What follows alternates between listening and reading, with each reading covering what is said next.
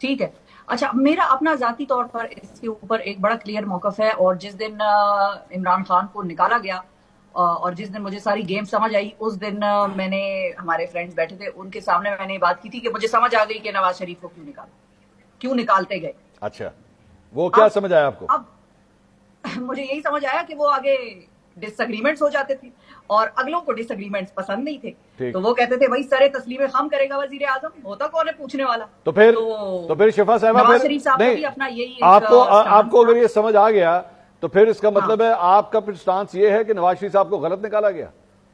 नवाज शरीफ साहब को किसी वजह से गलत निकाला गया। मुकदमे जो उनके थे वो जवाब आज तक नहीं मिले कि वो जराए कहां थे। ठीक वो है। एवन फील्ड का अपार्टमेंट जो कभी हमारा नहीं था, मेरी तो पाकिस्तान में, दुनिया में क्या पाकिस्तान में भी कोई जायदाद नहीं है, नहीं, ये सारे वो क्लेम्स हैं जो झुटलाए जा लेकिन चुके हैं, जो निकाला दुनिया को पता है कि ये डिसएग्रीमेंट्स की सच वजह नहीं। से गया, निकाला इन मुकदमों की वजह से नहीं, डिसएग्रीमेंट्स की वजह से गया। ऐसा ही है, ऐसा ही है। डिसएग्रीमेंट्स की वजह ठीक से निकाला गया, ठीक। मुख्तलिफ जगहों के ऊपर निकाला गया। अगर अकाउंटेबिलिटी के ऊपर निकाला गया होता तो शायद मैं आज भी इस चीज को सपोर्ट कर रही होती ना। और इस बात पे मैं, भट्टी साहब का जो पॉइंट था कि वो जो 300 मुकदमे इमरान खान पे बने हैं वो सही नहीं हो सकते।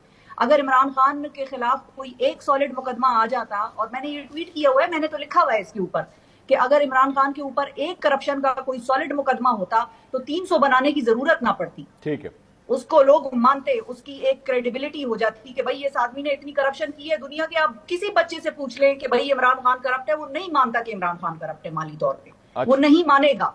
300 मुकदमों की वजह से आपने अपनी पोजीशन और ज्यादा वीक कर ली। ठीक है। तो जो कहने का मकसद है कि पहले जो होता रहा और बाद में जो होता रहा, जो मेरी सहाफत में आने से पहले होता रहा, उसकी तो मैं खैर जवाबदेह नहीं हूं, लेकिन मेरा अपना ये स्टांस है कि जमहूरियत को हाइब्रिड निजाम से सेपरेट होना चाहिए।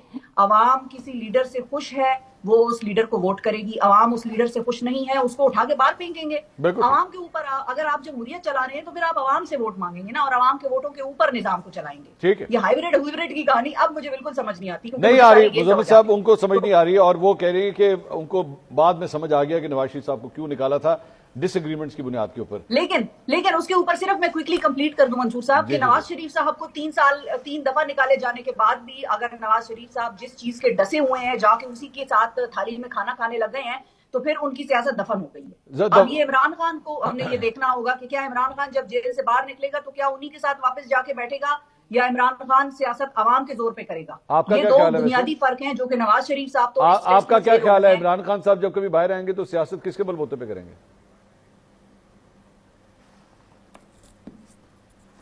आपसे सवाल है शिफा, आपका क्या ख्याल है, इमरान खान साहब जब बाहर आएंगे तो सियासत किसके बलबूते पे करेंगे? मुझे लगता है कि वो उनको